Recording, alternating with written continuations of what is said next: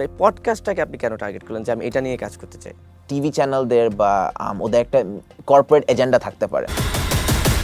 Individual creator বা podcast যেগুলো কোনো এজেন্ডা তেমনটা নাই, তাদেরকে কেউ ডিকটেট করতেছে না। টিভি চ্যানেলে গেলে দে নো যে টিভি চ্যানেলের মালিক কে, মালিকটার বায়াসনেস কি এবং তারা কি এজেন্ডা ড্রাইভ করতেছে। পিআর পডকাস্টিং এর ব্যাপারে আপনি কি কথা বলবেন? গুপ্ত শিবির ও হচ্ছে জামাত থেকে প্রত্যেক এপিসোডের জন্য 2 কোটি টাকা করে নিয়েছে, আমার প্রমাণ আছে, এক্সপোজ কামিং সুন। আমি যদি কোনো পলিটিক্যাল লিডার বাসায় গিয়ে শুট করি আমার স্টুডিও ছেড়ে, দ্যাট মিনস আমি একটা পিআর পডকাস্ট। দর্শক, ঈদ মুবারক। সময় টেলিভিশনে আজকে এই বিশেষ আয়োজনে স্বাগত জানাচ্ছি তানভীর হাসান। আমার সঙ্গে আজ উপস্থিত আছেন এই সময় জনপ্রিয় একজন পডকাস্টার সামির স্ক্যান নামে তাকে চিনি। আজকে তার সঙ্গে কথা বলবো। সবসময় তিনি মানুষের ইন্টারভিউ নিয়ে আসছেন, পডকাস্ট করছেন। আজকে তার সঙ্গে আমি কথা বলতে চাই। কি অবস্থা? ঈদ মুবারক আপনাকে। ঈদ মুবারক ভাই, আসসালামু আলাইকুম, thank you for having me, it's massive honour, thank you. আচ্ছা, কেমন লাগছে ঈদের সময়টা সেটা আগে জানতে চাই। ঈদ কেমন যাচ্ছে? খুবই ভালো লাগতেছে, কারণ আমি লাস্ট 6-7 বছর তো অস্ট্রেলিয়ায় মেনলি ছিলাম। সো সাধারণত বাংলাদেশে ঈদ কাটানোর এক্সপিরিয়েন্স একটু রেয়ার। সো এইবার এসে খুবই ভালো লাগতেছে, ফ্যামিলি আছে, ফ্রেন্ডস আছে, so it's a very very good experience. তাহলে আপনার থেকে প্রথমে একটু দেশ বিদেশে ঈদের ছোঁয়াটা সম্পর্কে আইডিয়া নিব। কিন্তু প্রথম আমার যে প্রশ্নটা হচ্ছে যে সামিরকে তো সবসময় পডকাস্টে দেখি, যে আমি সামিরকে বিশেষভাবে পডকাস্টে ভক্ত, যে অন্য ইন্টারভিউ নিচ্ছে, পডকাস্ট করছে। আজকে আপনি নিজে অতিথি হিসেবে এসেছেন, এই ফিলটা কেমন? ভালোই ভয় পাইতেছি, টু বি অনেস্ট। মানে কেন ভয় পাচ্ছেন কেন?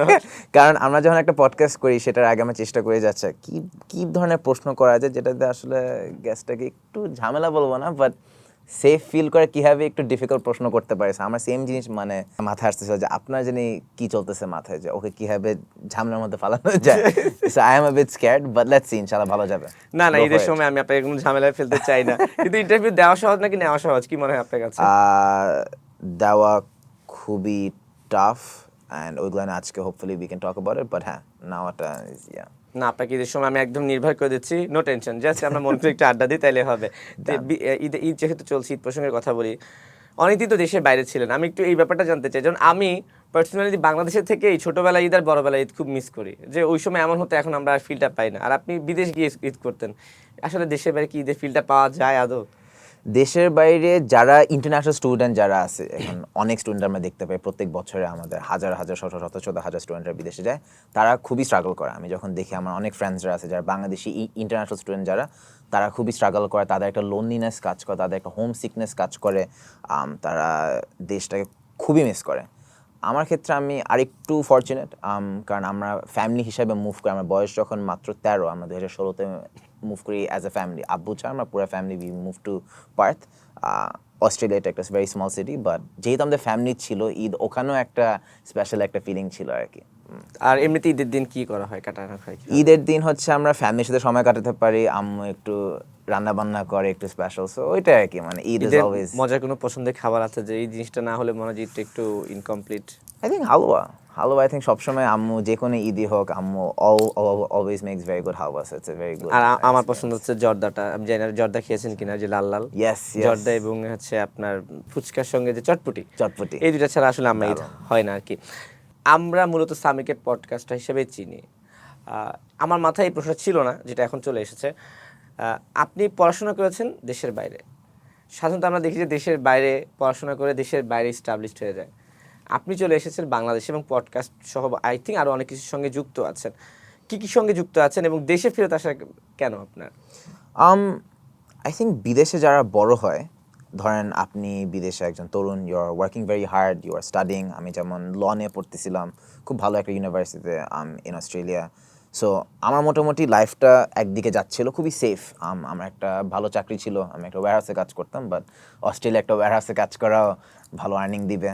আমি ভালো ইউনিভার্সিটি যাচ্ছিলাম, ল পড়তেছিলাম, মোটামুটি লাইফটা অনেক সেফ, একটা সচেতন, একটা ভেরি সেফ একটা ওয়েতে যাচ্ছিল। বাট যেটা হচ্ছে বাংলাদেশে যখন আপনি ঘুরতে আসবেন বা দেখতে আসবেন, আপনি দেখবেন যে চারিদিকে 100টা সমস্যা। অ্যান্ড আপনি যদি নিজেকে একজন প্রবলেম সলভার হিসাবে ধরেন বা একজন আপনার অ্যাম্বিশন আছে, আপনি জীবনে কিছু একটা করতে চান, বাংলাদেশে আসলে মনে হয় যে আমি এই 100টা প্রবলেমের মধ্যে 1-2টা হলেও সলভ করতে চাই। অস্ট্রেলিয়ায় গেলে মনে হবে যে এর কোনো প্রবলেমই নেই। সো আমি কি ভ্যালু আসলে প্রোভাইড করতেছি এই জীবনে বা এই life, I really don't know. বা অপরচুনিটি আছে, বাট আবার একদিক দিয়ে অপরচুনিটি নাই। You don't have an opportunity to solve problems. So বাংলাদেশে যখন ঘুরতে আসতাম আমরা, তখনই মনে হতো যে আমি কি সোশ্যালি কিছু করতে পারি না কিনা, আমি কি অন্য মানুষকে হেল্প করতে পারি না কিনা, ব্যবসার ক্ষেত্রে আচ্ছা এখানে তো অনেক কিছু হচ্ছে না, আমি কি এভাবে কোনো নিউ বিজনেস স্টার্ট করতে পারি না কিনা। সো ওই ফিলিংগুলো না প্রত্যেকবার যখন বাংলাদেশে ভিজিট করা হতো 6-7 মাস পর যখন আসা হতো, ওই ফিলিংটা আরও বেশি স্ট্রঙ্গার হতো যে আচ্ছা বাংলাদেশে গিয়ে কি কিছু করা যায় না কিনা।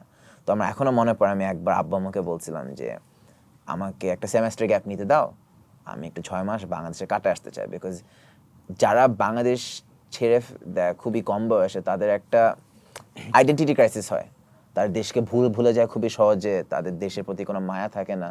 সো বেশিরভাগ বলবো আমার ক্ষেত্রে এটা ছিল যে যেহেতু আমি মুভ করি আমার বয়স মাত্র 13, আমার দেশের প্রতি একটা মায়া কাজ করতো, অনেক একটা টান কাজ করতে, যেটা I really want to explore মোর।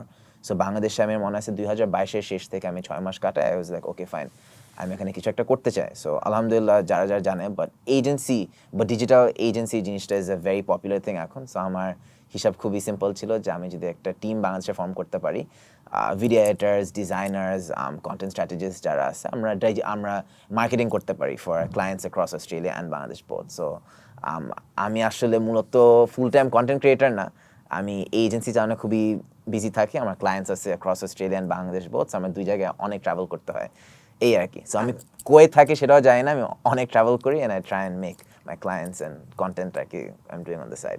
তার মানে হচ্ছে স্ক্রিনে আমরা যে সামিরকে দেখি আসলে ওইটা হচ্ছে স্ক্রিনের সামির, কিন্তু বাইরে আসলে সামির আরও অনেক কিছু নিয়ে ব্যস্ত থাকে। কন্টেন্ট ক্রিয়েশনের প্রশ্ন যদি আসে, যে আমরা আসলে বাংলাদেশে অনেক কন্টেন্ট ক্রিয়েটর আছে তাই না, তো এর মধ্যে আপনার টপিকটা একটু ভিন্ন, আপনি জাস্ট পডকাস্ট নিয়ে কাজ করছেন এই মুহূর্তে।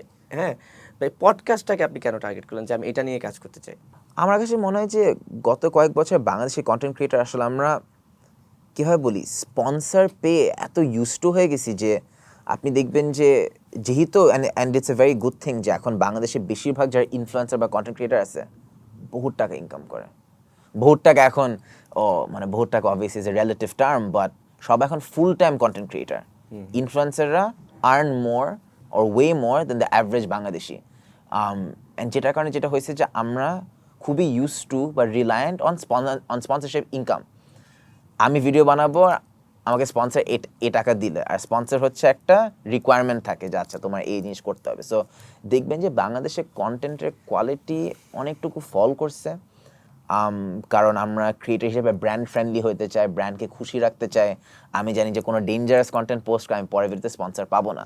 সো এইগুলোর ভয়ে দেখা যায় যে অনেক বা বেশিরভাগ ক্রিয়েটার অনেক বেশি কমার্শিয়াল হয়ে গেছে। যদি একটা ইনফ্লুয়েন্সার 10টা রিল পোস্ট করে, ওটার মধ্যে 8টা-9টাই স্পন্সরশিপ। মানে ইনফ্লুয়েন্সার ঠিকই কামাইতেছে, বাট একদিক দিয়ে কন্টেন্টের যে অরিজিনালিটি ওটা সেটা আর নাই। বা আমরা যে ক্যামেরার সামনে যে সময়টা দিই, that's not actually us, that's whatever the brand wants us to be. So আমার জিনিসটা ছিল যে পডকাস্ট করলে যেটা হয়, এবং গ্লোবাল ট্রেন্ড যদি আমরা ফলো করি, পডকাস্টে আপনি 1-2 ঘন্টা ফেক হতে পারবেন না। পডকাস্টে আপনি যে কোয়েশ্চেনগুলো আস্ক করবেন এগুলো আপনার ন্যাচারালি চলে আসবে। ইটস নট, এটা পডকাস্ট কখনো স্ক্রিপ্টেড হতে পারে না। You have to be your natural self. এবং আমার জিনিসটা ছিল যে আমি কোনো টপিকে এক্সপার্ট না, আমি পলিটিক্যাল টপিকে একদমই এক্সপার্ট না, I will never claim to be an expert. কিন্তু that's the fun of it, যে আপনি আপনার ন্যাচারাল সেলফ হয়ে আপনার যেটা মাথায় প্রশ্ন আসতেছে, you don't have to be an expert, you ask what you feel. And I think হ্যাঁ, পডকাস্ট করে সবচেয়ে বেশি টাকা কামানো যেটা একদম রং, you will not make that much money, কেউ তেমন স্পন্সর করবে না এত লম্বা কনভারসেশন। কিন্তু ইটস সামথিং যেখানে আপনি নিজেকে ফিল করতে পারবেন যে দিস ইজ ইউ, এখানে ফেক হওয়ার কিছু নাই, এবং that's the beauty of a podcast. পডকাস্টও করছেন, কিন্তু আপনার সব পডকাস্টের মানে অধিকাংশ গেস্ট হচ্ছে পলিটিক্যাল, লাস্ট কয়েকটা, এবং সেগুলো কিন্তু খুব জনপ্রিয় হয়েছে, মানুষ দেখেছে, আমি বলবো আগেগুলো থেকে আর কি। সেই যে পলিটিক্যাল পডকাস্ট আপনি করছেন এবং মানুষ কিন্তু দেখছেও, মানুষের কেন পলিটিক্যাল পডকাস্টের দিকে এত আগ্রহ হচ্ছে আপনার কাছে কি মনে হয়? এটা খুবই দারুণ একটা প্রশ্ন। আই থিঙ্ক সবাই আমাকে এটা প্রশ্ন করতেছে যে সামির তুমি কিভাবে নাহিদ ইসলাম, হাসনাত আবদুল্লাহ থেকে শুরু করবে। আমি 1.5 বছর আগেও জুলাই মুভমেন্টের সময় আমি এদেরকে দেখতেছি বড় স্ক্রিনে, অ্যান্ড আমার যে গুজবাম্পস কাজ করতেছে যে ও মাই গুডনেস। অ্যান্ড বেশি দিন হয় না এরা আমাকে ফোন কল করে বলতেছে যে হেই লেটস ডু ইট। সো আমি এটা নিয়ে অনেক ভাবছি যে কেন এত বড় বড় পলিটিক্যাল লিডাররা পডকাস্টে আসতে চাচ্ছে, এবং সামিরের পডকাস্টে কেন আসতে চাবে। আই রিয়েলি থট অ্যাবাউট একটা নিউট্রাল পার্সপেক্টিভ থেকে। অনেকগুলো কারণ আছে, আমি ভেঙে বলতে পারি। প্রথমত হচ্ছে this is a global trend. আমরা যদি ইউএসএ লাস্ট ইলেকশনটা দেখি, ডোনাল্ড ট্রাম্প আই থিঙ্ক 10টা পডকাস্টে গেছিল, ওনার যে অপোজিশন লিডার ছিল একটা না 2টাতে গেছে।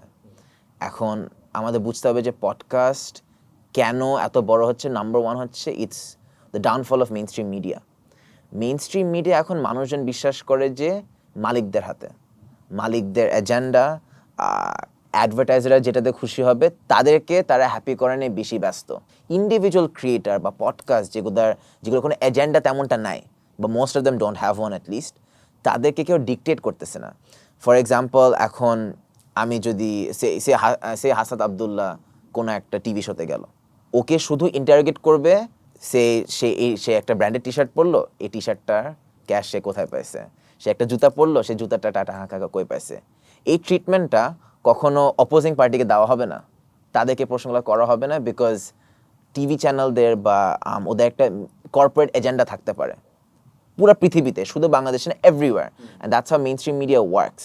আমরা এখন ফর এক্সাম্পল ওয়ার্ল্ড ওয়ার 3 অনেক কথাবার্তা চলতেছে, ইউএসএনএ so and so. If I see CNN, আমি জানি যে সিএনএন এর বায়াস কি। If I see Sky News, আমি জানি স্কাই নিউজের বায়াস কি।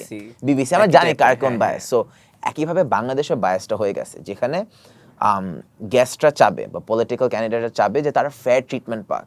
একটা পডকাস্টে গেলে they get that fair treatment. একটা টিভি চ্যানেলে গেলে দে নো যে টিভি চ্যানেলের মালিক কে, মালিকটার বায়াসনেস কি, এবং তারা কি এজেন্ডা ড্রাইভ করতেছে। সো একটা পডকাস্ট এখন অনেক বড় হিট হইতেছে গ্লোবালি, বিকজ একটা পডকাস্টে গেলে ওরা ট্রান্সপারেন্ট একটা ন্যাচারাল কনভারসেশন করতে পারে ফর 1-2 আওয়ার্স।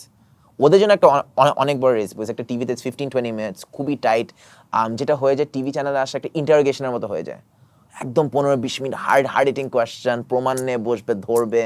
একটা পডকাস্ট অলমোস্ট উল্টা, এবং ওইটারও ডাউন সাইড আছে। যেমন আমি 4টা এপিসোডের মধ্যে একটা এপিসোড না আমার অনেক রিগ্রেট যে আমি যথেষ্ট পুশ করি নাই। ওখানে মনে হচ্ছে যে I wish I was A TV channel, because যেমন এখানেও ডাউন সাইড ধরা যাবে যে ওয়াইল ইটস গ্রেট যে একটা পডকাস্ট খুবই ন্যাচারাল হয়, একটা পলিটিক্যাল ক্যান্ডিডেট লিডার সে খুবই মানে একদম গার্ডস ডাউন, সে হাসবে আপনার সাথে, সে টাফ কোয়েশ্চেন আনসার করবে, সে ডোরেমন মার্কে একটা কোয়েশ্চেন আনসার করবে, and it's all good and fun. But while it's good যত ন্যাচারাল জেনুইন কনভারসেশন হচ্ছে, ডাউন সাইডটা হচ্ছে যে ফর এক্সাম্পল আমরা কোনো রাইটার নাই, আমরা কোনো প্রডিউসার নাই, ক্যামেরার পিছনে 1-2জন থাকে, দ্যাটস ইট। আমার কোনো এক্সপার্টিসও নাই এই ব্যাপারে, বাট আমার অনেক ইন্টারেস্ট আছে। আমার সাধারণ জনগণ হিসেবে আমার একটা অধিকার বা রাইট আছে টু আস্ক সার্টেন কোয়েশ্চেন্স, ওইগুলো আমি আস্ক করি। আমার একটা এপিসোডে লার্নিং হয়েছিল যে আই শুড হ্যাভ প্রিপেয়ার্ড আ লট মোর, এবং আমি পরে রিগ্রেট করছি যে গেস্টের কোনো দোষ না, আমার দোষ, এবং আমার it's a responsibility as a host to actually research as much as you can, এবং পলিটিক্যাল ব্যাপারে রিসার্চ করা অনেক ইম্পর্টেন্ট। সো আমার একটা এপিসোড অনেক আফসোস ছিল যে I wish I had a writer, I wish I had a researcher, এবং ফিউচারে ইনশাল্লাহ এগুলো আমরা অনেক বেশি কাজ করতেছি, because it's a very big responsibility. কারণ এক একটা এপিসোডের views 50-60 million, and when you look at that, that is beating mainstream media and TV channels as well. 200 মিলিয়নের উপর ভিউ হয়েছিল, 4টা এপিসোডে 200 মিলিয়নের ভিউ উপর বেশি, যেটা আমি নাম্বারগুলো দেখার পর আমি বিশ্বাস করতে পারি না, because this is like just crazy, মানে এটা বিশ্বাস করার মতো না যে ওয়াও। সো ওই ভিউয়ারশিপটার পিছনে একটা অনেক বড় রেসপন্সিবিলিটি আছে। সবগুলো এপিসোডে না হলেও মোস্ট অফ দ্য এপিসোডস আমি ট্রাই করছি to meet that responsibility, and ইনশাল্লাহ some things I'll do right, some things I'll do wrong, but I try and learn. কিন্তু এই যে ধরুন মানুষের মধ্যে কিন্তু তাহলে চেঞ্জ আসে। একটা সময় অনেকে অভিযোগ করতো যে বাংলাদেশের মানুষ ভালো কন্টেন্ট দেখে না, হ্যাঁ, কিন্তু পলিটিক্যাল কন্টেন্ট যেটা পডকাস্ট, আসলে ওটার মধ্যে কিন্তু বিনোদনের খুব একটা উৎস থাকে না। সেটা দেশ নিয়ে কথা হয়, দেশপ্রেম নিয়ে কথা হয়, দেশের সমসাময়িক বিষয় নিয়ে কথা হয়। যে 200 মিলিয়ন লোক দেখেছে, তার মানে হিউজ একটা মানুষ কিন্তু আসলে ভালো কন্টেন্টও দেখে। তাহলে এতদিন যে আমরা শুনতাম যে মানুষ ভালো কন্টেন্ট দেখে না, আবার এখানে দেখা যাচ্ছে, তাহলে কি আমাদের ভালো কন্টেন্ট দেখানোর মধ্যে আসলে স্বল্পতা, কি মনে হয় আপনার কাছে, যে আমরা প্রেজেন্ট করতে পারছি না মানুষের কাছে ভালো জিনিস? যে কন্টেন্ট ক্রিয়েটাররা না তেমনটা রিস্ক নেয় না, আমি এখানে অনেক বড় একটা রিস্ক নিচ্ছি। কালকে এই মানুষগুলো ক্ষমতায় নাও আসতে পারতো। কন্টেন্টে অনেক কিছু বলা হয়, এই 4টা এপিসোডে ফর এক্সাম্পল সময় টিভি কিনেও অনেক কিছু বলা হয়েছে, অনেক বড় বড় বিজনেস গ্রুপ কিনেও অনেক কিছু বলা হয়েছে, অনেক বড় নেতাদের কিনেও অনেক কিছু বলা হয়েছে, এবং আমি যে কী ধরনের ফোন কল পাইছি, কী ধরনের ডেথ থ্রেট পাইছি, কী ধরনের চাপের উপর ছিলাম, সেটা আমিও জানি। এখন বলতে পারে যে আচ্ছা সামির তুমি তো কিছু বলো নাই, গেস্টগুলোই বলে, but it's my platform, I am the TV channel in that case. So content ক্রিয়েটাররা কেন এটা ভালো বলবো না, বাট অরিজিনাল কন্টেন্ট কম করে, because it's a lot of risk. এটা হচ্ছে আমি জানি যে আমি যে এত ভিউ কামাইছি হোয়াট নট, এটা short term win, probably long term loss. একদিন I'll probably get into trouble. Someone in some position of power might come after me. And এটা নিয়ে কিছু করার নেই। And I think যখন আমাকে মানুষজন আস্ক করে আমি তুমি কেন এত রিস্ক নিতেছো, আমি আসলে আমার গেস্টদের দিকে তাকাই যে হাসনাত আব্দুল্লাহ যদি সবার বিরুদ্ধে এত কিছু বলে ফেলতে পারে, and he speaks the truth as a platform, as a content creator, আমাদেরও উচিত যে চেষ্টা করা, because life isn't worth মানে লিভিং অর না হলে you should always be honest. এবং কন্টেন্টও যখন বানাই বা আমরা যখন আমাদের কাজ করি from a place of love or for love for the work we do, ওখানে একটা অনেস্টি থাকা উচিত যে যেটা রাইট ওইটাই পোস্ট করবো, যেটা ট্রুথ ওইটাই পোস্ট করবো। সো ওখান থেকে আর কি পুরো জিনিসটা হয়। আচ্ছা, আপনার বিরুদ্ধে একটা যে অভিযোগ আছে, যেমন ব্যাপারটা হচ্ছে এমন যে আপনার পডকাস্টে যারা অতিথি হিসেবে আসে আর কি, বেশিরভাগই হচ্ছে এনসিপি অথবা জামাতের। হ্যাঁ, অন্য কোনো দলের গেস্ট আপনার এখানে দেখা যায় না। অনেকে বলে যে আপনি পিআর পডকাস্ট করছেন, মানে একটা দল থেকে কেন শুধু হাসনাত আব্দুল্লাহ আসছে, নাহিদ আসছে, কিংবা জামায়াত থেকে সাদেক কায়েম আসছে, ওই একটা টিম থেকে কেন আসছে? আপনার এখন এই পিআর পডকাস্টিং এর ব্যাপারে আপনি কি কথা বলবেন? আমাকে দেখে কি গুপ্ত শিবির মনে হয়? সেটা তো আমি জানি না। I think very very good question. I think আমি বেশি দিন আমি ফেসবুক খুলে দেখি একটা পোস্ট যে সামির হচ্ছে বা সামির স্কেন হচ্ছে গুপ্ত শিবির, ও হচ্ছে জামাত থেকে প্রত্যেক এপিসোডের জন্য 2 কোটি টাকা করে নিয়েছে, আমার প্রমাণ আছে, এক্সপোজ কামিং সুন। আমি ভাবি যে ভাইরে ভাই, মানে 4টা এপিসোড মানে 8 কোটি টাকা, এটা তো আমি no I did not take any money from anyone, none of that. সত্যি কথা বলতে I'll be very honest, আমি যখন একটা পডকাস্ট করি, যদি একটা পলিটিক্যাল পডকাস্ট করি, আমি চাই একজন গেস্ট যে অন্য কোথাও ইন্টারভিউ দেয় না। আমি চাবো যে একদম টপ লিডারশিপ, টপ 15 to 20। এখন টু বি কমপ্লিটলি অনেস্ট, বিএনপিকে আমি নিজে অ্যাপ্রোচ করি, বাট মেবি ওরা বিশ্বাস করে যে আমার ওই যোগ্যতা নেই, উইচ ইজ কমপ্লিটলি ফেয়ার, মানলাম। বিএনপিকে যখন অ্যাপ্রোচ করে দ্য টপ লিডাররা বা যাদের ওদের মিডল ম্যান ছিল, বলছিল যে ওদের বাসায় গিয়ে শ্যুট করতে। আমি যদি কোনো পলিটিক্যাল লিডার বাসায় গিয়ে শ্যুট করি আমার স্টুডিও ছেড়ে, দ্যাট মিনস আমি একটা পিআর পডকাস্ট, সো আমি এটা করতে পারি না। এবং বিএনপি লিডারশিপ হচ্ছে লট ওল্ডার, এখন ওরা হচ্ছে 50-60 ইয়ার্স ওল্ড।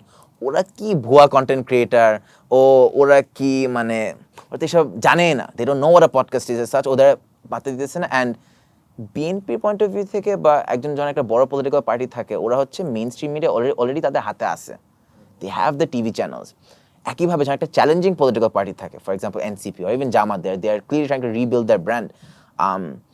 ওরা জানে যে মেইন স্ট্রিম মিডিয়ায় ওরা বেশি অপরচুনিটি পাবে না, দে নো যে মেইন স্ট্রিম মিডিয়ায় গেলে অন্য দল থেকে ওরা ওইটা পাবে। সো যখন মানুষজন মনে করে যে আমি অনেক বেশি রিচ আউট করতেছিলাম, দ্যাটস নট ট্রু।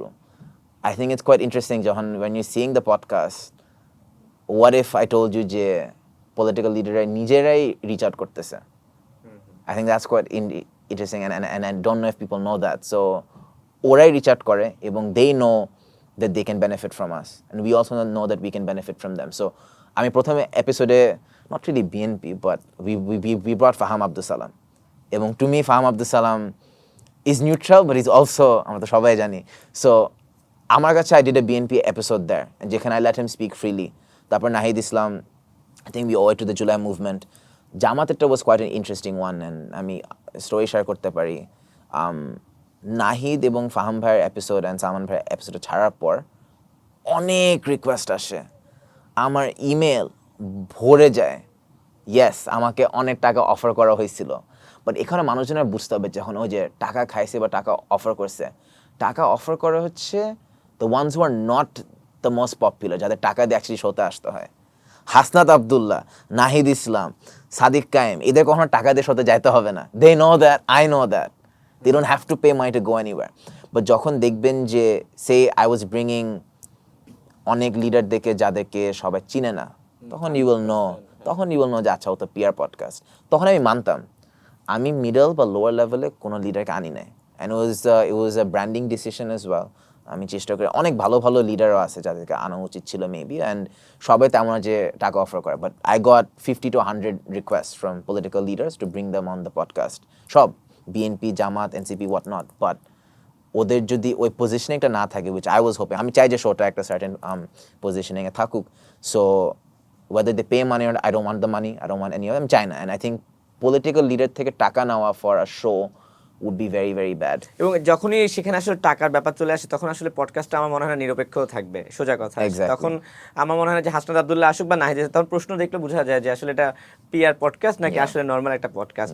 কিন্তু একটু আগে যে প্রশ্নটা বলে না, যে আমি প্রশ্ন করলাম যে একটা দলে আসছে আরেকটা দলে আসছে না, আবার আপনি বলছেন যে হ্যাঁ কিছু আমি অনেক দলকে প্রশ্ন চেয়েছিলাম যে তারা আসুক, বাট তারা বলছে যে না ওর কাছে গিয়ে আমি কিসে পডকাস্ট করব, না তারা ওরা আসুক। ওইটা বলে না, বাট ইটস জাস্ট লাইক মানে ওদের লাগবে না আসলে বিএনপির একটা পডকাস্ট এসে নিজেদেরকে প্রুফ করা they didn't find it necessity to, কারণ ওরা অন্য কোনো শোতে তো যায় না। পডকাস্ট মানে তো আমার মনে হয় না যে নিজেকে প্রুভ করা, এটা হচ্ছে কথা বলার জায়গা। আমরা যেরকম আমেরিকান নির্বাচনে দেখি না যে দুইজন প্রেসিডেন্ট সামনাসামনি দাঁড়িয়ে বিতর্ক করছে দেশ নিয়ে, সেটা কিন্তু আসলে বিতর্ক, দেশ নিয়েই তো কথা বলা।